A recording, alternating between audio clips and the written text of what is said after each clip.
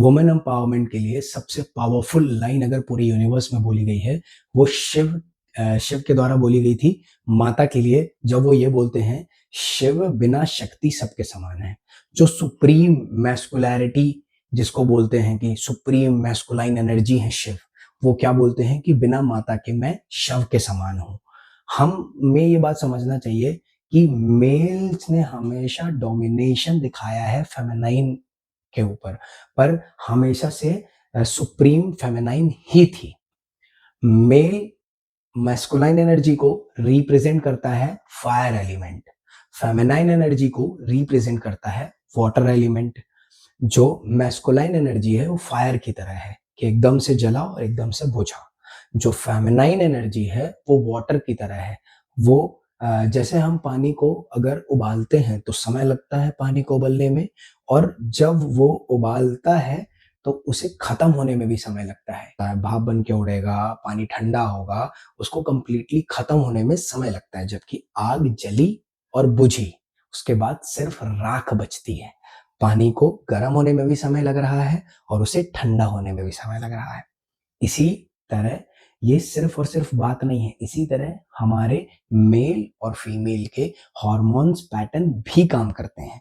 जहां पे मेल के हॉर्मोन्स पैटर्न तुरंत स्पाइक मारते हैं, तुरंत ड्रेन आउट होते हैं, वहीं पे फेमिनाइन के जो हॉर्मोन्स पैटर्न है वो बहुत धीरे धीरे ऊपर जाते हैं, बहुत धीरे धीरे नीचे आते हैं। अब हम कॉम्बिटिव्स की बात करें अगर, तो जब एक मेल अपनी स्ट्रेंथ गेन कर रहा है और जिस टाइम पे वो अपनी स्ट्रेंथ में पीक पे है, वहीं पे फेमिनाइन अपनी स्ट्रेंथ धीरे धीरे धीरे धीरे गेन कर रही है। जैसे ही मेल के हॉर्मोन्स ड्रॉप हो रहे हैं, वो पूरा ड्रेन आउट हो गया है। अब चाहे इस स्टेज पे उसके पास कितनी भी स्ट्रेंथ हो, कितनी भी स्किल हो, क्योंकि वो ड्रेन आउट है, जब एनर्जी नहीं रहेगी तो यूज क्या करेगा।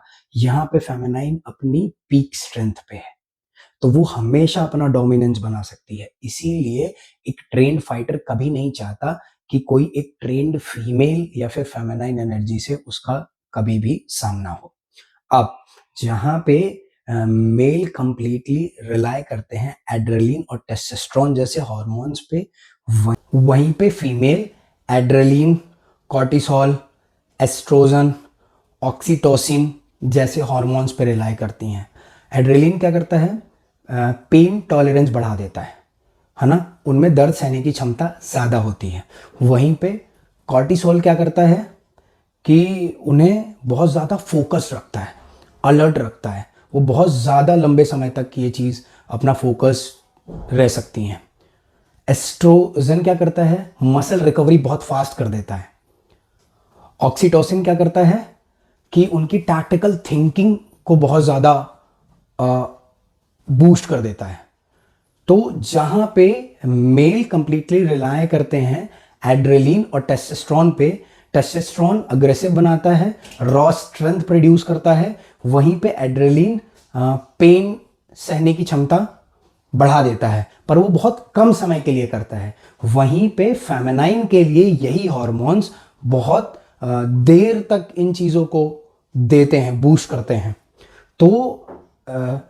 तो जब भी कॉम्बिटिव्स की बात आती है, टैक्टिकल शूटिंग की बात आती है, तो ये साइंटिफिकली प्रूवन है कि फीमेल्स मेल से ज़्यादा कैपेबल हैं।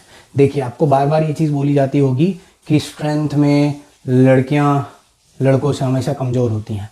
मे भी, मुझे वैसे भी नहीं लगता, पर चलिए मानते हैं कि उसमें कमज़ोर होती हैं, पर साइकोलॉजिकल मेंटली आपको नेचर ने ज़्यादा सुपीरियर बना के रखा है, और ये बात वो एक्सेप्ट करे या ना करे, पर आप हो। आपने एक चीज़ नोटिस की है, फॉर एन एग्जाम्पल, यही जो अभी तक मैंने आपको थ्योरेटिकल समझाया है, अभी एक एग्जाम्पल के तौर पे समझते हैं। आपके घर में आपके मम्मा पापा की लड़ाई होती है, तो उस दौरान मम्मा सालों साल तक पापा की बातों को लेके उनको टोंट मारते रहती हैं, उनसे मज़े लेती हैं। वहीं पे पापा उस बात को शाम तक भी नहीं याद रख पाते। तो ये महज एक रिएक्शन नहीं है, उनका हार्मोनल पैटर्न है। क्लियर है? अब आपको ये बातें समझनी पड़ेगी कि आप सुपीरियर हो, आपको खुद में प्राउड फील करना चाहिए।